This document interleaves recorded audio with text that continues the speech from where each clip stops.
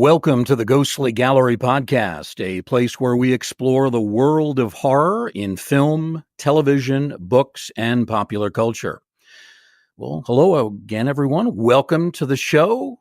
For those of you who don't know me, my name is Bruce Markison.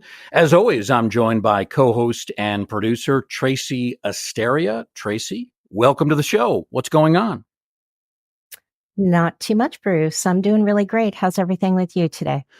Other than melting from the latest heat wave to hit central New York, doing okay here. And I'll tell you, really looking forward to this show. I look forward to all the shows, but this one has kind of a special place in my heart because there's a local connection here. I live in Cooperstown, where I've lived in since the mid-1990s.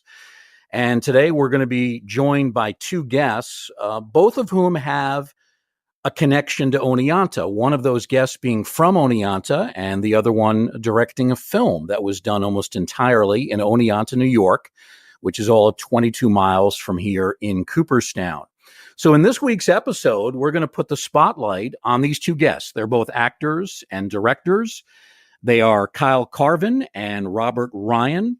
Cuyle Carvin hails from, as I said, Oneonta, 22-mile ride from downtown Cooperstown. Cuyle is not only an actor, but a writer, director, producer. He's appeared in 3 episodes of the excellent streaming series Them. He owns a production company, Salem House Films, and is currently working on a new film scheduled for release in 2025. And by the way, he's going to be appearing in a new Netflix series down the road. It's called 0 Day. And that stars some heavy hitters named Robert De Niro and Angela Bassett. Cuyle, welcome to the show. Thanks for being with us. Well, thank you. You should, I feel like I have to hire you to be my manager now. But that was like a pretty good introduction there. Well, we can talk more after the show and work out the financial arrangements. Also joining Cuyle today is his friend, actor and director Robert Michael Ryan. One of the films that Robert directed, Ouija Witch, was shot almost entirely in Oneonta. It was kind of cool to see some familiar scenes watching that film. Robert has also directed Dark Revelations, and he has starred in some of Kyle's productions, including a film called Dolls. So welcome to you as well, Robert. Thanks. Thank you for having us. Appreciate it. Cuyle, let's begin with you. I'm going to refer to your IMDb page, which can be dangerous because there are often inaccuracies. But your page says that you are obsessed with Halloween, horror films, and anything macabre. Is that true? That is a Jeopardy question that would be true. Yeah. I am. Anything. I've been into that stuff since, I don't know, I was like a teenager. Probably started younger, though. My dad introduced me to horror films when I was, I don't know, probably at an inappropriate age to other people might say. I think I started watching horror films when I was like 5 or 6. Started with the classics of Nightmare on Elm Street and the Friday the 13th series back in the day. Yeah, I wanted to ask you about that because I had read an article that was done in our local paper in Oneonta, the Daily Star. It mentioned that you have been a fan of horror since you were very young, and typically you would spend Friday nights with your father in the living room watching horror films. Tell us more about that experience. I just love that. Yeah. So it's like, back in the good old days when we had you could go and look at the video store shelves and just pick out horror films by almost like the worst art that you could find on the cover box. That's the film, that's the film you'd want to watch. So they had, I don't know, back in Oneonta, back in the day, they had Sunrise Video. That was our favorite place. And they had Friday nights, 4-night, rent 4 movies, get 1 free type of thing for the whole weekend. And you could also rent the VCR. I think it was like $10 extra for the VCR. But anyway, so we'd do that. My mom would force us to get like a family friendly movie and like an action movie for her. And then me and my dad would get horror movies for the rest of them. So my dad, and she didn't want any part of the horror films, of course, but my dad just would laugh through the horror films.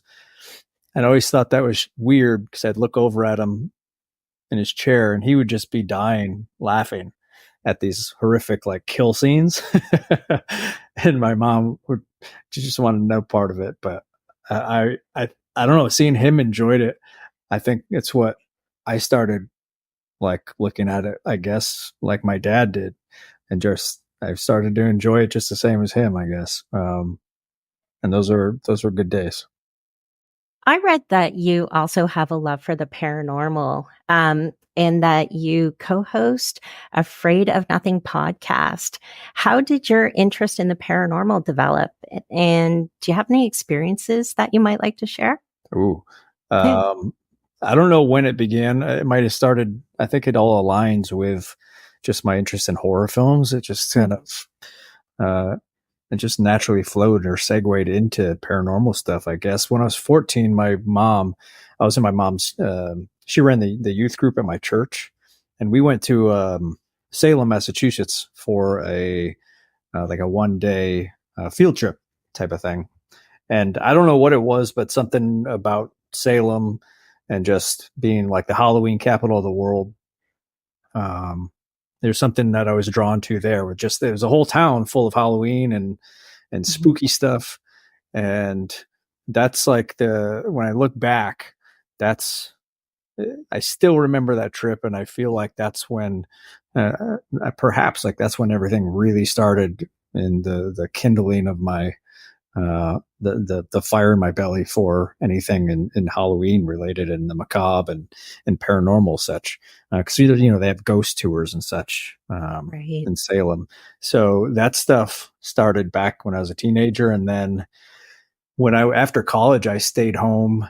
And before I moved to New York, I was saving up money. I lived with my mom and my stepdad, and they have a house in Oneonta that they believed was haunted by the former resident or the original owner. Her name was Mrs. Stack, and they both claimed to have seen her.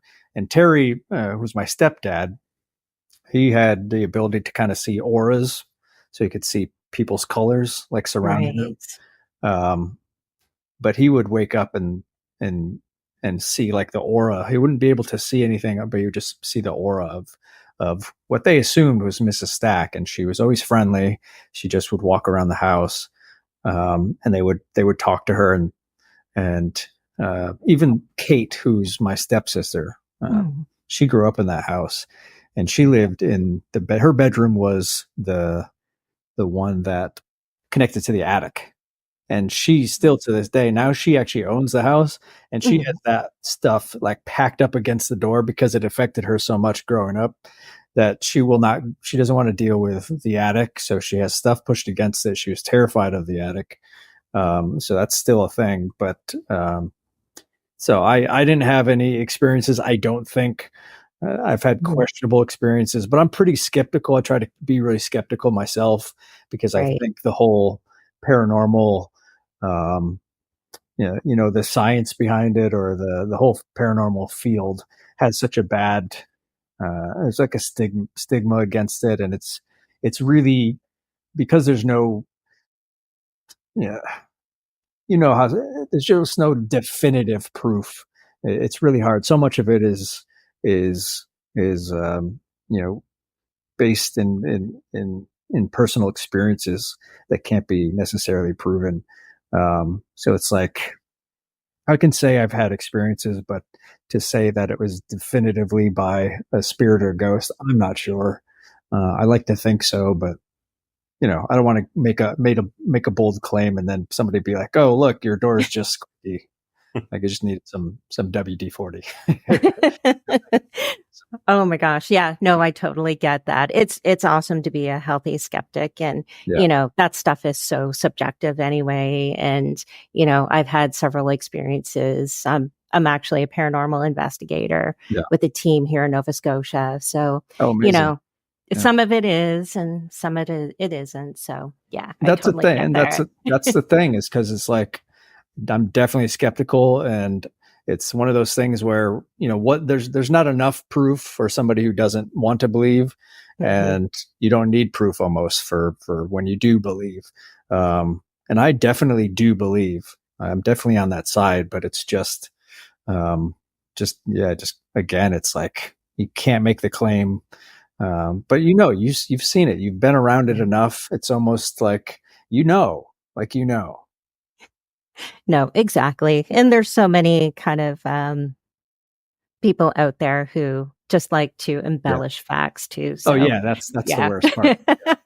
Yeah. No, that's right. And it's like Well, such a, I know I don't want to run on a tangent for this for too long, but anything paranormal related, it's, as we're progressing with science and technology, like it's just a matter of time before we're able to, and I think in a lot of ways we already have, but it's not just, it's cross cultural. It's around the world. People experience these things. It's over multi generations. This goes back thousands of years. People have had different kinds of experiences. So it's more of, I think, just there's a lack of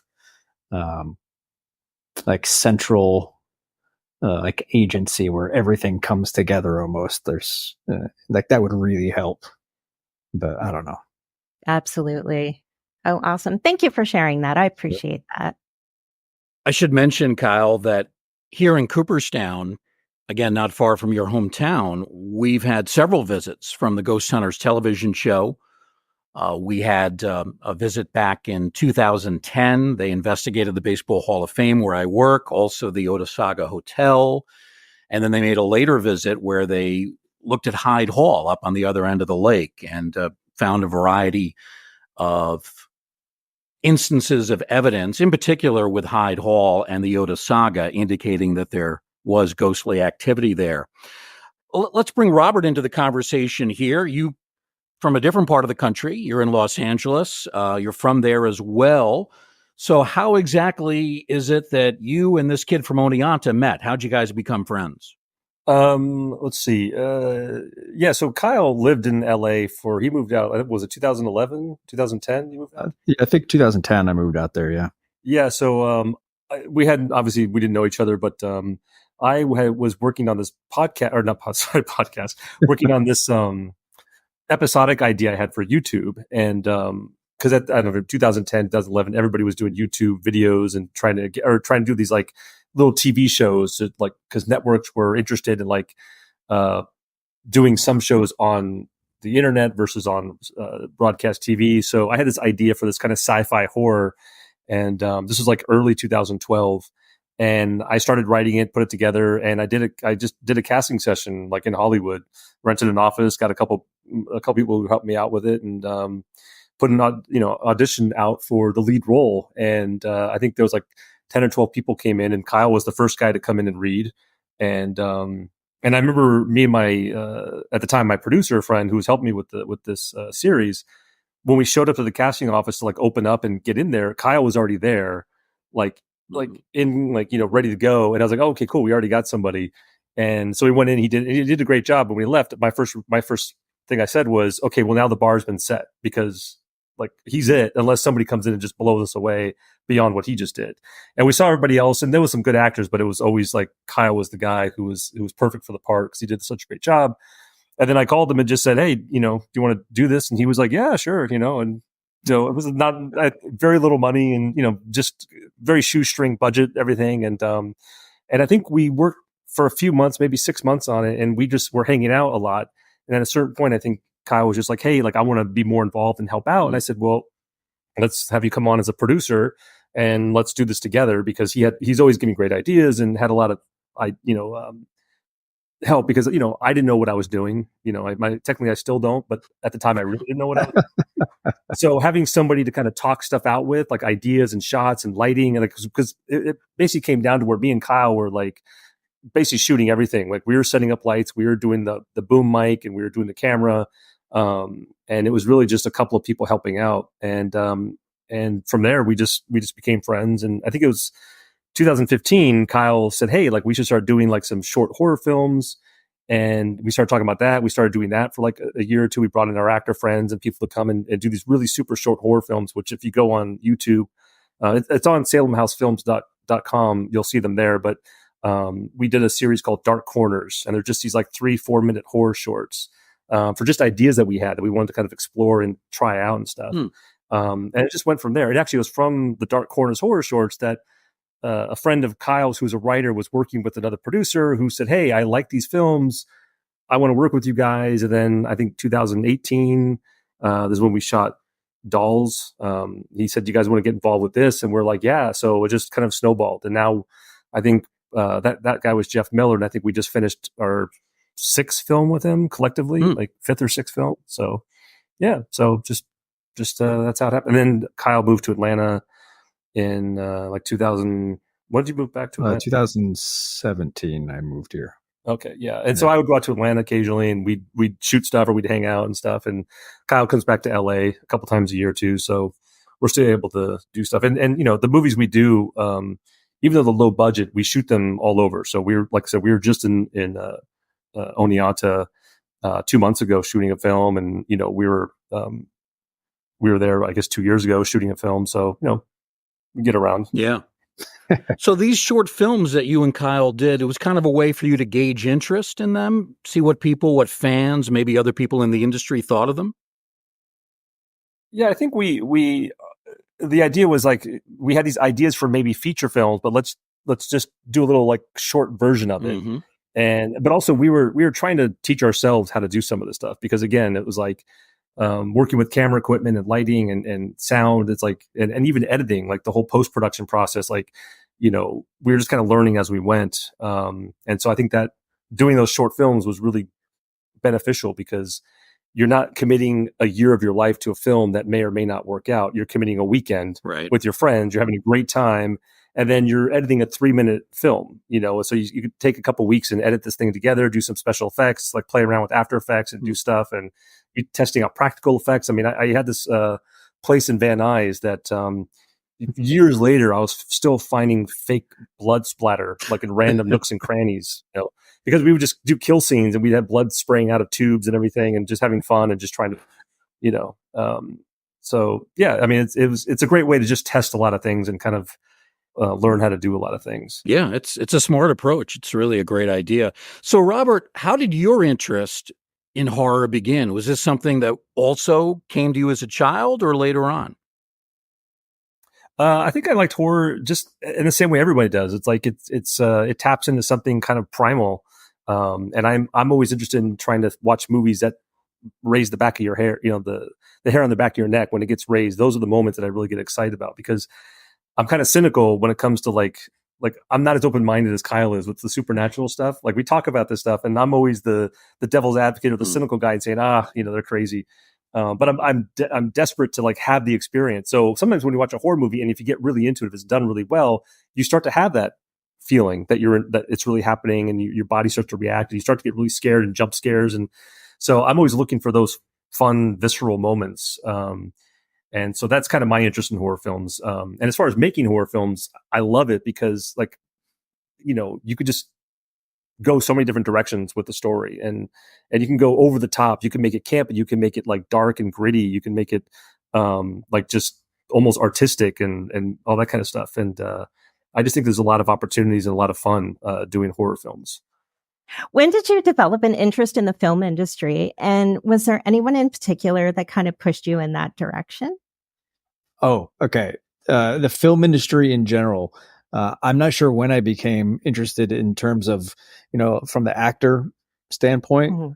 I definitely didn't grow up wanting to be an actor. Mm-hmm. And honestly, there's still a large part of me that doesn't want to be an actor. It sounds strange, but I think that's what I'm really come to realize ever since making films. I think that's what I should have been doing all along. At some point, I think I always say that Braveheart, when I saw Braveheart for the first time, wow, yeah, I feel like that was the first time where I left a movie and felt connected to it on an emotional level. And it just felt bigger than a movie, I guess. So I think that was like the seed of everything in terms of my interest of thinking I wanted to be part of something like this that made me feel my feels after it.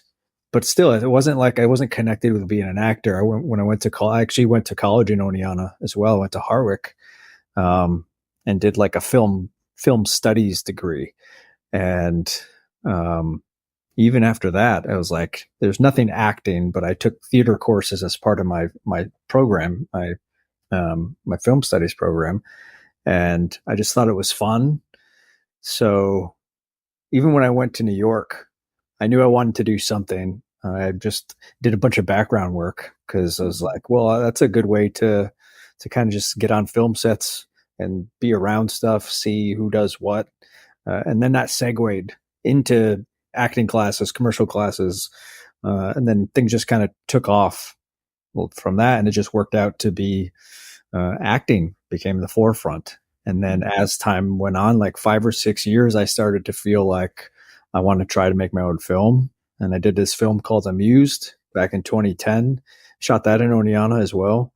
And that's when I think I really knew that I liked making films, but I didn't do any more films until Robert and I started doing the shorts again, like in 2015, 2016. And I think once that happened, I think I started to realize this is what I should have been doing. And I've loved being an actor and I still enjoy it, but it's not the same as making, especially horror films. I love the creativity process. I love having, more creative control in these things. There's just it's more fulfilling for me to produce these movies than to be in a just part as an actor where I don't feel like my voice necessarily has as big as an impact as being able to help create them. So I think that kind of covers the basis of that question. It does. Thank you. Sure. Thank you. How about you, Robert? When did the interest begin, and was there an influence, somebody that pushed you in that area? So I just kind of fell ass backwards into all this. I was like 18, and my older brother and older sister were taking acting classes, and they did a showcase with a bunch of other people, like other actors. And I was like, I just started junior college, and I didn't know what I was doing, and I went to the showcase, and I remember thinking like, wow, this looks like a lot of fun. And I was talking to the acting teacher, and she's like, yeah, why don't you come and like audit a class, with next time your brother comes to class. So I went down there, and it was just like a lot of fun. And like a lot, I was 18 and everyone else was like, teenagers, early 20s, and just everyone seemed like they're having a great time. It was this cool acting class workshop down in like, Hollywood. And I just started going, and then I did a showcase a few months later, got an agent, and then just started like going to audition. When you're like 18 to like early 20s, like there's a lot of job opportunities. There's just a lot of auditions. And so, I remember I booked a pilot. It was a Warner Brothers pilot. Tiffany Amber Thiessen was the star of it. I had a small role, but it was like a role that was going to be a recurring role. And I just remember thinking like, man, this is easy. Like, why, this is like, I'm done. Like my life is set. So like I stopped going to college. I wasn't really serious about it anyway. I just kind of stopped going. And I moved out with some buddies, and we got this little apartment in like right by the Beverly Center in LA. This is like early 90s. And yeah, and of course the pilot didn't get picked up. And my naivete, I had no idea that was a thing. I just thought, oh, any day now I'm going to get the call that the show is going to start up. And they were like, yeah, I didn't get picked up. And I'm like, oh, okay. I heard that could happen, but I just assumed it wouldn't. But anyway. So I was like, well, I'm in this anyway, so let me just keep going. I'm down here. I'm in classes, and I was really into it. And it's just one of those things where in the early years, it was great because you could be broke and struggling, and it's all kind of romanticized, and you're having a great time because everybody's grinding it out. But when you start getting into your 30s, it starts to get a little old. And so that's why when I started getting into my 30s, I was like, trying to do my own thing. And so like I did a movie in 2008 called Necrosis with another buddy of mine, and that kind of jump started a few things. And then after that, I was like, I want to do more stuff, and the web series idea came to my head, and that's of course where I met Cuyle, and then his enthusiasm. He was a little younger, so I'm like, yeah, you'll get to where I am soon. but he had that kind of like enthusiasm because he had been to LA only like a year or two at that point, and he was like really enthusiastic and really like, hey, we should do this, we should do that. And I'm like, that's what I needed. I needed somebody like who had that excitement that I had years before. So that kind of helped me kind of jumpstart stuff. So God, it sounds really cheesy to say. I think Cuyle was an inspiration for me. Okay. We inspire each other. Yes. Yeah, there you go. Hey, that's legitimate. I'm fascinated That's right. by this whole breakdown between acting and directing. And Kyle, you have indicated that your real passion is for directing more than acting. But which is the tougher to do? Is it harder to be a good actor or harder to be a good director? I think it's harder to be a better director. Because director, you are basically the boss of the set. You're the boss of not just the vision of the film, and obviously you have a whole team with you, but you're steering the ship. You're at the helm of it, and what you're guiding what everybody else is doing in their day. And it's really easy to be overwhelmed because you have not only you're trying to put the images and the story that you see in your head and figure out what it's supposed to look like on camera, but you also have a whole team coming to you asking questions, and sometimes it seems somewhat irrelevant, and stuff that you shouldn't be dealing with necessarily as a director. And in these when you're working in the low budget that we tend to work in, it's like you're not just the director, you're a director, you're a producer, sometimes you're dealing with so and so missed the train, like what do we do now? There's a lot to deal with, and it's just a skill set that I think is tougher because it's just what you see in your head, I think, is hard to express properly with a camera.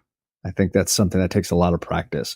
Acting is definitely a skill set that is also difficult, but I think the difficulty in acting or becoming like a working actor per se is that it's just a hard industry to get opportunities. But talent as an actor, I think, is a dime a dozen. There's so many. There's an endless list of fantastic actors out there, and it's most people that get jobs, it's not necessarily because of their talent. You could actually be the best actor out there and not get roles because talent is just a very small part of it. But I think directing is really based on your talent, and that's why you get work. And I did this show called The Thing About Pam a couple years back. It was an NBC show, and the director, his name's Adam Kane. And when I got the role, I went online, just watched some interviews with him to kind of to feel him out, see what he's like. And he said something pretty interesting. And he was doing an interview at New York Film Academy. And hopefully I remember this now that I'm telling that story right. But somebody in the audience asked him about like getting hired as a director. And he said that as a director, when you get hired for like a TV show, for example, you're walking into a show that's already a machine in progress. It's like they don't necessarily want your particular vision. It's like that's already been set. There's already an audience. You don't go on to direct NCIS and change everything. It's already a working factor. You're just going in to be a guest director, and it's kind of like your role almost, and just you're filling the space. They need a director. You have talent, obviously. Just do the job. So he said, like, you're often hired as a director for your speed when it comes to like television directing specifically. He's like, but you're paid. I should say, you're paid for your speed, and you're hired for your vision, right? And I thought that was a cool distinction that he made. But when you're working in these independent low budget films, it's like you're doing all of it, and that's the difficult part of it's that you're doing, because you don't have time, you don't have the luxury of time. You're hired mostly because of your own vision, I guess. Yeah. But I don't know. I know I got off the trails a little, or track a little bit, but yeah. Overall, back to the question, I think both are both are hard, but I think directing is something that is harder to do. One of the films that you've directed, Cuyle, is a movie called Dolls, and there you had a chance to work with the legendary actress Dee Wallace. I had the privilege and pleasure of interviewing her years ago at the Scaricon convention, which used to exist at the Turning Stone Casino here in upstate New York. Tell us about that experience working with someone as prominent as Dee Wallace. Yeah, that's funny because that's with these kind of films, when you're working, $100K less budgets, it's like you try to get your star, you get your one name for the movie. That's what the business side of it. You need somebody who comes in who's an industry vet that people know, because that helps sell the title, on the business side of things. And we were lucky to get Dee, and Dee was super cool, super sweet. Everybody says the same thing about her, and sometimes you don't know what you're going to get. This was my first experience, as you stated, of like directing a feature. So it's like I've heard from other friends who have there's indie friendly names out there, and not all of them are easy to work with, and some just are there strictly because they want their super big paycheck for the day that they get from these things. But Dee really cared. Like, she asked me questions about her character. She asked me for motivations for her character. Like, she really cared about her performance. She wasn't just there for, a paycheck. So that was actually really cool. That I think it was just a really fortunate situation that, and Jeff, who Robert mentioned earlier, our producer buddy, he's really good at getting, he has relationships built with a lot of these, indie friendly, bigger star names. Yeah. So I think he just knew that Dee would be good for someone when we're like, this is our first time really doing this all together. So she's not going to make the process more difficult. Yeah. But she's really great. Robert had, I don't know if I'm jumping the list, but then our next one, I guess it wasn't our next one, but a couple films later, Robert got to direct Sean Young, which is a really big, and that was like, was that your first feature for Ouija Witch, or was that second feature, I guess? Technically second feature, but really first feature. Yeah. I definitely want to get to the topic of Sean Young, but just one more question on Dee Wallace. Now, I've never been on a film set, so I don't really know exactly what goes on, how much spare time, if any, you have. But when you have somebody like a Dee Wallace, is there an opportunity to ask her about some of her film work, being in E.T., being in a classic horror film like Cujo? Did you have a chance to do any of that? I personally did not. We shot Dolls in 9 days. And it's like 90 pages in 9 days. And that's just a lot, 10 pages a day on average. There's something like that for reference. Like if you get a studio has a film, they're doing those films in 30, 45, 60 days, or if it's a huge budget, sometimes 6 months type of thing. But these little films, Dolls, we had 9 days. So I'm sure some people on set had more time to kind of to befriend Dee, but I think we had her for 2 days, maybe 1 day. So the schedule was also very tight in those days. So I didn't unfortunately have much time. What's that? We just had her 1 day. Yeah, we had 1 day. Only 2 locations that day. Oh, that's right. Yeah. I didn't get much chance to talk with her outside, just a little bit. But since then, I've emailed her a couple of times, just very briefly. But yeah, I don't know her as much as I'd like to talk to her. But she seemed, because she's also actually really into certain spiritual stuff. She's into, if I can remember, like she's very much into like power of manifestation and some really positive spiritual stuff. And so I did want to talk to her more about that. Yeah, she's had a fascinating career. All right, Robert, let's talk about working with Sean Young, who is featured in Ouija Witch. She is prominent in one full scene and then kind of comes back toward the end very briefly. And she, of course, is someone who, starred in the classic film Blade Runner back in 1982, has made a number of other mainstream films. She's someone that's had difficulties during her career for many years. She had problems with alcohol, but went to rehabilitation and has really made, I think, a nice comeback over the last 10, 12 years. Tell us about working with someone like Sean Young. Yeah, Sean was awesome. No question. Like she, and again, giving credit to Jeff Miller, our producer friend, like we're doing Ouija Witch. It's a very low budget. And like Kyle said, like you try to find that name who you're going to kind of hang your hat on, like who the movie's about and stuff or involved with.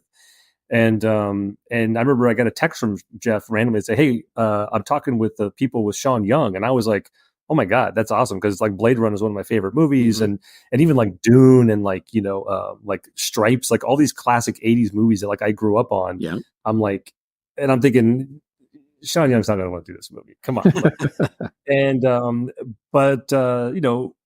we talked and we actually did a like she was interested and we did like a Zoom call, like myself, Jeff, and Sean, like randomly, and like we all three of us had cats, so we started talking, we started bonding, we started showing our cats to each other on the Zoom, and we just started talking about the script, and she seemed like she was like having a fun with it, and she was really super sweet, super nice, and yeah, she showed, and of course I was nervous because it was like my first real feature I directed. There's a lot of pressure, there's a lot of like, and again, with her, we had her for one day. We were shooting one location, which helped, but like she had a lot of like, it was like, I think we're shooting 8 pages or 9 pages with her that day. And it was like a lot of stuff to get through. We were asking a lot of her, like a lot, actually these monologues where it's just like, oh my God, like, but she was amazing. She showed up, like she was involved and she was very friendly with all the cast and crew. And me talking to her and talking about things, she was really great about that. Even like wardrobe stuff, she was coming up and say, "Hey, what do you think of this?" And I personally like this, but what do you think? And I'm like, "It's fantastic. Let's go with that." And she did a great job. Like she nailed the part. She nailed the character. And I remember like we all broke for lunch and we went to like this little cafe down on Oneonta's Main Street because we were shooting in a little. We called it the Occult Shop, but it was actually just like a little gift shop on Main Street, Oneonta. And like down the street, we were having lunch at this little restaurant. I don't remember the name of it. Kyle would know. But, Wise Guys. Yeah. And it's just like a sandwich shop. And we just, cause low budget, man, like we had some sandwiches on deck here and she came over and just sat with us and we just eat a sandwich and just talking to people and having a great time. And, yeah, she was great. And we were able to use, it's kind of one of those, I don't want to say tricks, but one of those techniques when you're doing a low budget film, when you have a name, you don't want them just to appear in one part of the film. So you want to have her at the beginning, a little bit in the middle, and then try to end with her. So she's kind of in the whole movie, but you only have her for one day. But so I thought we used her character effectively. And it was like a very pivotal character in terms of guiding the story in the direction it needed to go. It really starts the second act. Yeah, she did a great job. It was a lot of fun working with her. 2 other films I remember her from, not horror films. One was a drama in the late 80s, No Way Out with Gene Hackman, great film. And then she did kind of an out-of-character role, purely comedic, very funny. She was the head of the police department in Ace Ventura and had some great exchanges with Jim Carrey in that. So, yeah, I can imagine that was a thrill to work with Sean Young. Sticking with this film, Ouija Witch, it was shot almost entirely in Kyle's hometown of Oneonta. Anybody who lives in our area here in upstate New York that's been to the city, you'll recognize just about every backdrop, every scene. Was it easy to find locations working in a smaller city? You're not in a studio. You're not really in a controlled environment. How was that part of it for you, Robert? It was I wouldn't say it was difficult, but it was maybe a little nerve wracking because we had a script that was based loosely on what we knew we had maybe available to us. With Ouija Witch, like the main house was a crucial thing. And like in the script, we had a fireplace that needed to be able to be lit because it's kind of a crucial plot point that the fireplace is there. And that, that kind of a thing. So we needed to find like a certain kind of old Gothic looking cool house that had a fireplace, but had enough space where we can shoot all these scenes. And we weren't finding it like right off the bat. And Corey Rowe, who owns Otsego Media that we work with out there, he was always very confident. He's like, we'll find it. Don't worry. And so there was some locations where we're like, are we going to be able to do this? Or we have to like compromise or change the script or like kind of maybe water things down to make it, not as interesting. But across the board, they came through, they found locations. And the real big benefit to a small town like Oneonta, where you're working with somebody like Otsego Media, who's established there. They have connections. They know the police department. They know the mayor. And we said, oh, we want to shoot this scene in a graveyard. And Corey's like, all right, I know the guy who runs this church on Main Street, and we just make a small donation to the church. And we shot there all night, inside the church, in the graveyard, running around, people getting killed and all this crazy stuff. And I mean, we were very respectful of where we were, but we were shooting a horror movie in a church and in a graveyard. And they were like, yeah, no problem. They thought it was fun, and that you could never do that in a place like Los Angeles or Atlanta or New York. It's like you'd have to pay tens of thousands of dollars and have permits and have, police there and all sorts of other stuff. And so shooting in a small town like Oneonta offers a lot of like really great locations that don't cost, aren't prohibitive when you're doing a really low budget film. I'm just curious, have either of you guys ever used a Ouija board? And have you had any experiences, and do you actually believe in them? I'll let Kyle. I have used one. I think I'm going to guess I was like 14 or 15 when this happened. And I was down in New Jersey, and I was at my best friend through 6th grade. He moved away in middle school. He moved down to New Jersey, but we stayed close, and I was visiting him. And we went to this like house party, but it was adults too. It wasn't just kids. And I didn't know anybody but Josh, and they had a Ouija board out. And I didn't really think much about Ouija boards back then. I didn't think about it was just like a game, just like anything else. Mm-hmm. But I sat down. I don't know if there's 3 or 4 of us, and I asked a question that I knew nobody would know there, and I didn't even say it out loud. I just thought it. And I guess some people say like the power of suggestion, that's what would move the planchette. And again, it's like going back to what we talked about earlier. Could that be true? Yeah, I guess that could be true, but I was not pushing that thing. What was the question, Kyle? The question right? I said, what is my dad's middle name? Oh, okay. Right. There's just no way. Right. And it spelled out the first 3 letters. His middle name's Ralph. And it went to R-A-L. And I took my hands off and stood up and didn't touch the Ouija board anymore.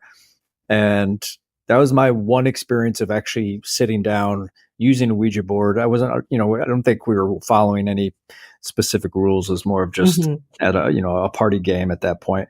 But now that I'm older and into this stuff, I don't think I would use a Ouija board unless circumstances were, if I'm with somebody who is experienced and does like an opening and closing of the board. That's not something that I personally would mess with again. Nice. I feel you there. Absolutely. Have you had any craziness with one? I did. Just as part of the paranormal group, we went to a place. It's called the Fortress of Louisbourg up in Cape Breton, Nova Scotia. And it's like a replica of the original fortress, but they had a chapel. And in this chapel, it had pieces of the original chapel. And underneath the floorboards, there was actually 5 soldiers that were buried there. So their bodies were still there. And we did a Ouija board session, and it was really scary. We had a lot of equipment, and the lights were just randomly flashing. And, I could feel like on the side of my shoulder that I was being touched, and so did other members in the group. And my heart started beating really quickly. And I just poked the group member and I said, listen, we have to close the board. I can't do this anymore. And we closed it. It was really unnerving. And being in a chapel too. Yeah, spooky. That's another layer. Yeah, exactly. So yeah, I don't know if I could do it again, actually. So It was just one of those things that just freaked me out. Yeah. A little too much. Yeah. There's not Ouija board related, but while you were speaking, it did remind me of something actually right before.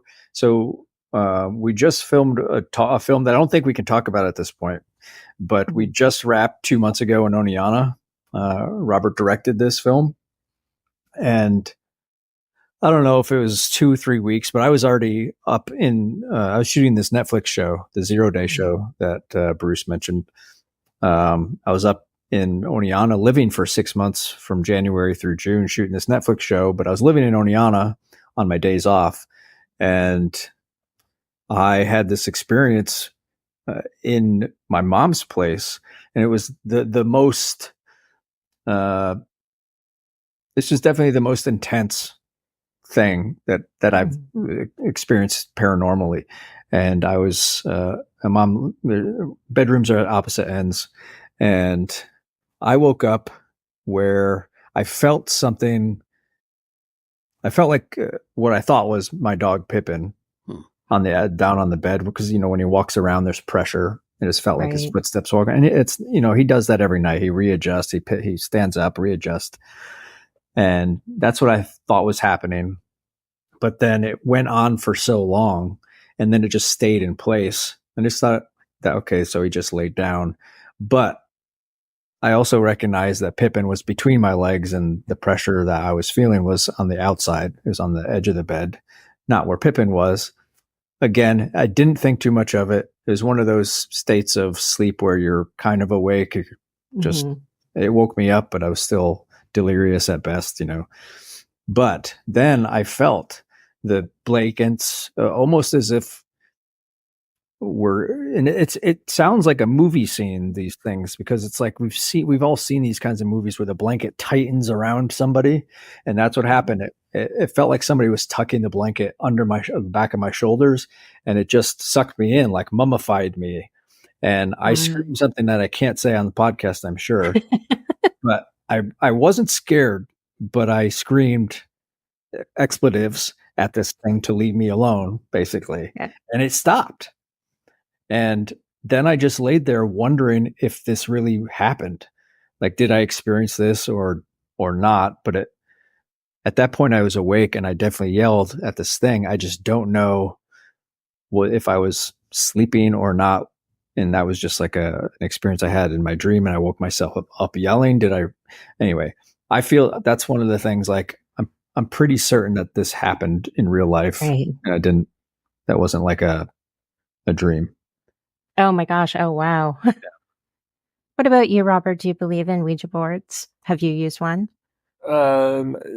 Back in like my youth, me and my friends would play around with the Ouija board, but it was always pranks and practical jokes, moving things around. It was never taken very seriously.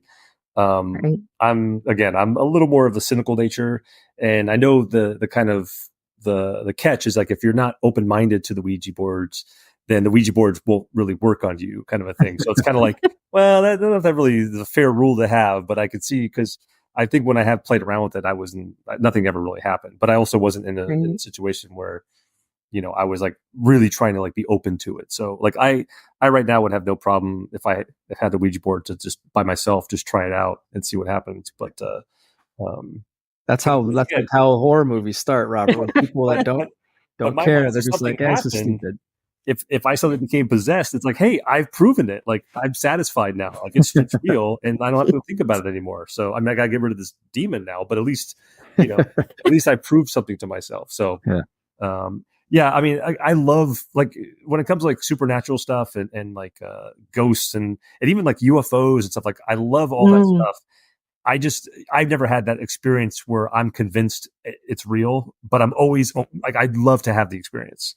So I think horror films is like getting as close as I can to having that experience where I feel like, I kind of feel like what it's like to have these supernatural things that were, someone's tucking me in, kind of a thing. What Kyle was talking about, these kind of weird experiences.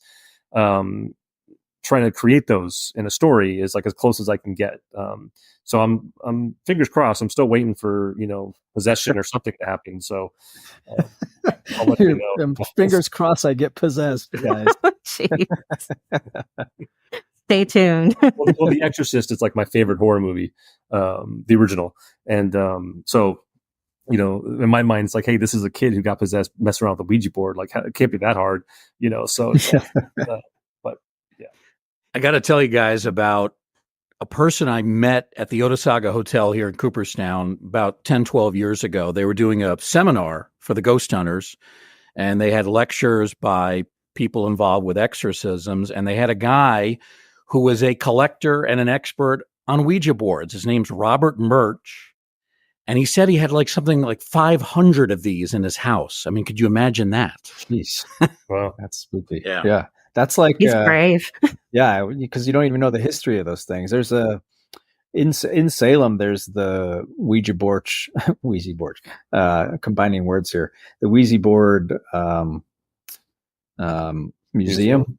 Yeah. And they have, it's relatively small, but they have some really historic Ouija boards there, including some notoriously haunted ones that are famously haunted. So if you guys get a chance, or anybody listening, like it's a really cool little museum in Salem. Oh, awesome. Very interesting. A couple of questions for both of you before we let you guys go, and we're really appreciative of you being generous with your time on this program. So, Cuyle, I wanted to ask you about one of the shows that you've worked on, and it's really critically acclaimed. It's the show Them.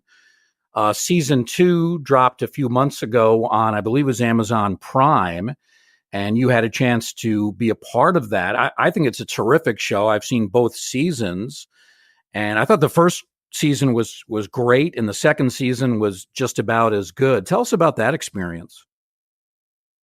That's I could tell you a lot about that show. Really?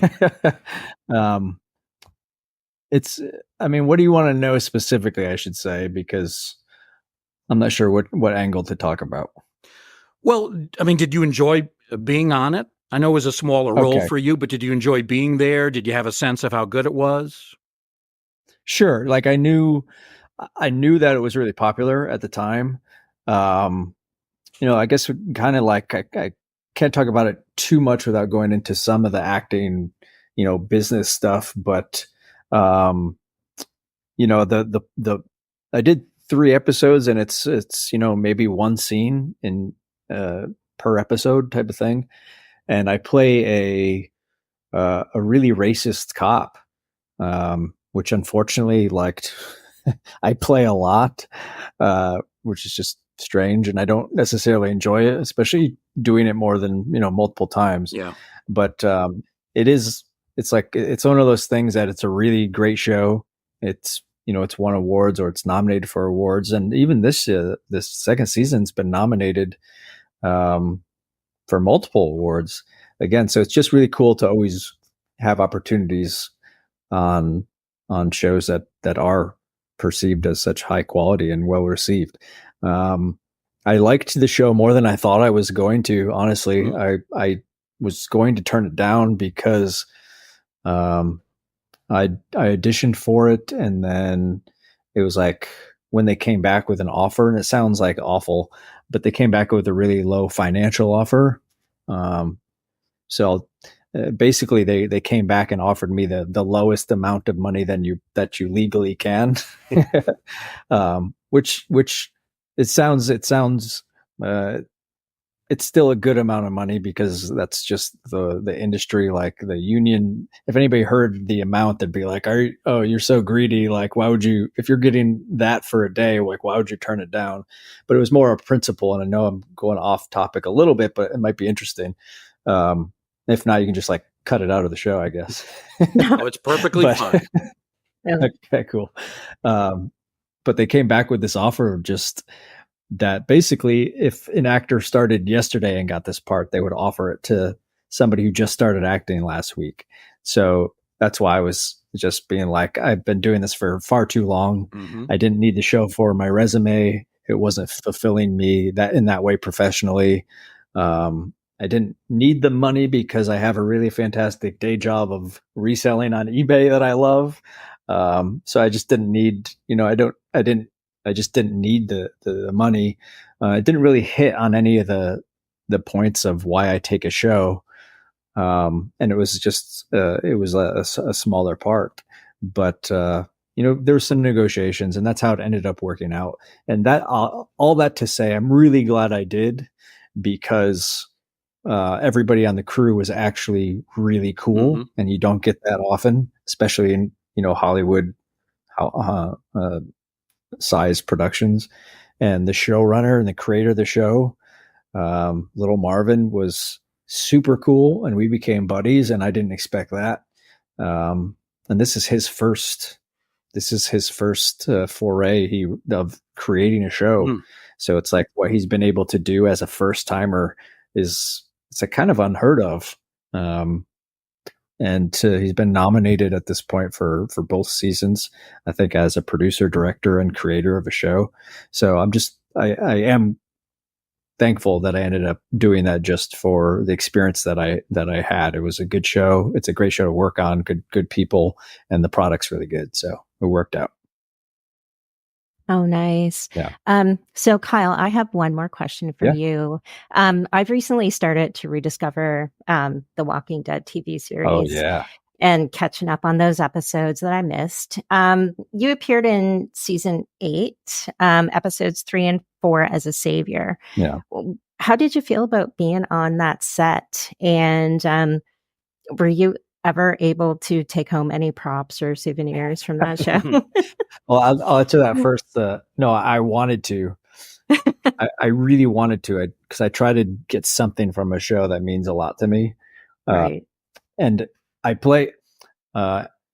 Unfortunately, my parts is also, it's very small in Walking Dead, but the gun that I have in that show, I'm not a guy. I don't know the type of gun, but it's one of those ones that's like on a.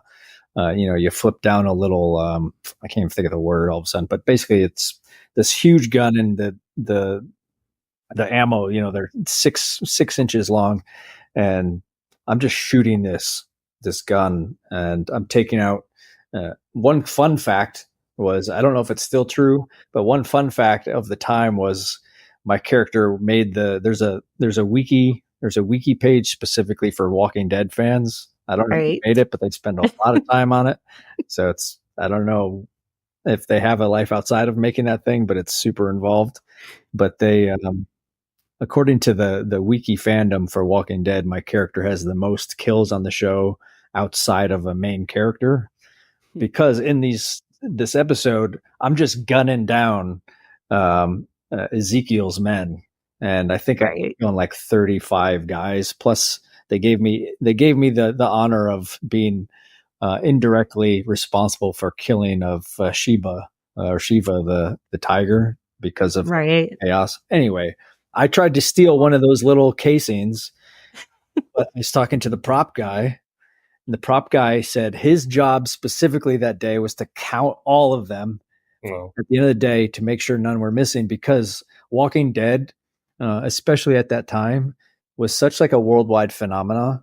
They were super secret about everything, and they had to watch, just make sure if one bullet was missing and ended up like on the internet or something, they just didn't want to risk anything. They were just super secret, understandably so. That's just the way things are. You get super fans that do silly things sometimes.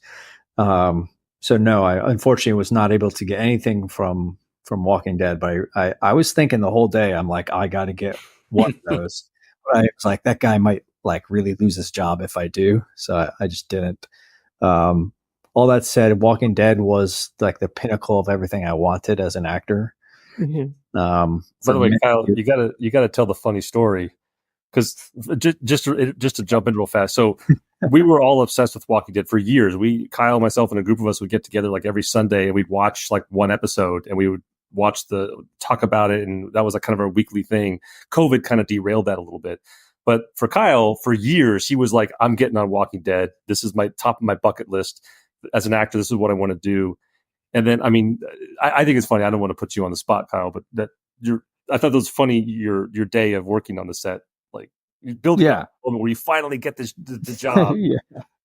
Well, there's like, so when I auditioned for the show, I had auditioned, I don't know, 5 or 6 times over the first few seasons. And you don't know when you're auditioning for that show.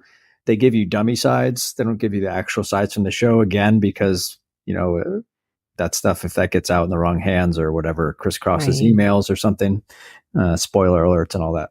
So I ended up, because I wanted to get on the show so bad, I ended up I did like a photo shoot where I went out and bought clothes and took pictures as if I was on the show. I recreated certain scenes from the show.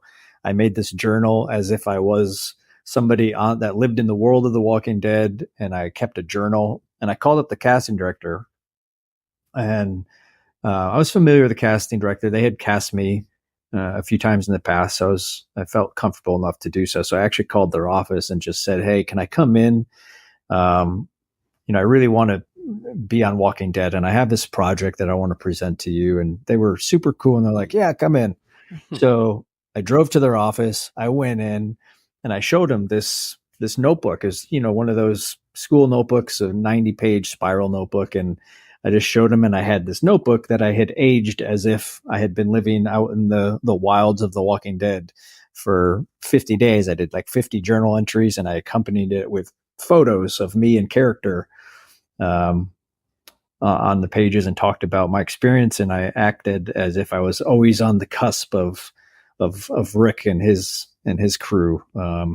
And I was following them around in my journal. I was just talking about that. Anyway, casting director, I don't know what she really thought, but I was like, you guys keep that. If you throw it out and throw it in the trash when I walk out, so be it.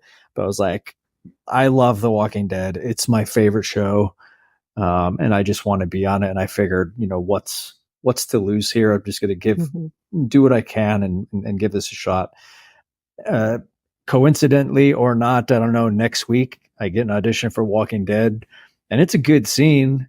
And then a couple days later, I get a call. My agent's like, "Hey, they want you for Walking Dead." They don't tell you what part. They just say you're going to be on Walking Dead, and more information to follow. Then you get an email from production, from the assistant director, and they're like, "Hey, I'm so-and-so. I'm going to be your contact for your journey on The Walking Dead." And I see the word journey, and I'm like, "Oh, baby, here we go. I'm going to be on The Walking Dead. Like, this is good. This is great. It's going to be me and Rick from here to eternity." And then didn't know anything still. And then the day before, they send the final script. And I'm super excited. There I am, page 1. And then page 4, and I'm dead. I'm like, no way. This can't be like real. I can't be on The Walking Dead and be dead in 4 pages. So I had this weird experience, and my girlfriend, I told her, I was like, I feel like I have to back out of this, because you can't be on The Walking Dead. Once you're on Walking Dead, because it's such a followed show and such a big hit, like, you have people that will track this stuff. You can never do Walking Dead again. This is your one shot. So I was like, if I do this, I'm going to be dead in a few minutes, and I'll never have another opportunity. I don't want this. Like, I want better. I want better for my acting career and my life. This is all I've wanted for so long. But I also knew, like, that's just bad business. You can't just back out. Yeah. So it's like, I tell this story of how it just was the best. It was like the best day and best. It was worse than best day of my acting career life, because I was so ecstatic to finally get on Walking Dead after waiting for so long and trying so hard, and then to be dead. But then when I show up on set, what ended up happening, first of all, I've never been late to set. I've never been late for a call time. I lived like an hour from where they were shooting. And of course, on the one show that's most important to me, I wake up to a phone call from assistant director. They're like, "Hey, where are you? You're supposed to be here." And I don't know what happened, but it's like 7:30 in the morning. I'm supposed to be there at 7:15. I'm still an hour drive away from set. So I'm like, "Oh, I'm stuck in traffic. Atlantic traffic." Who knows if they bought it, but I was so late, an hour and a half late. And so, starting the day off wrong already. And then, the way it's shot, I don't know if you guys saw the show, but the way it's shot, unfortunately, they really didn't capture my face. I have, I don't know, 8 lines. And the first 3 or 4 lines, I'm off camera yelling them. And they decided not to even show me talking to my lines. And then the way they shot the rest of my lines are from this weird angle and behind me, or far away from me. So it's like, technically, you don't even know that it's me on the show. So it's a huge bummer on top of the already bummers that I was feeling. And then I started to romanticize this idea of like, well, they didn't really see my face. Maybe I can get on the show again. Like, I got to talk to my agent. They didn't see me, but it's like, nope, you can't do that. It's just. But I remember I get killed by I can't think of her name all of a sudden. Carol. Yeah, Carol ends up killing my character, and I remember laying on the ground, and I'm supposed to just be still, but I'm like, in my head, I'm like, is it still too late to back out? It's like, this can't be the end. Anyway, yes, I loved The Walking Dead. I loved doing it, and I'm grateful that I was a part of like the original show. Mm-hmm. I wish it was so much more. But that's the name of the game. Oh, awesome. That's such a cool story though. That's gotta be like a fantastic memory to hold on to forever. Yeah. So, oh, awesome. Yeah. Thank you. Very good. Very good. Final question for Robert Michael Ryan. What's the next project on your agenda? What's coming up next?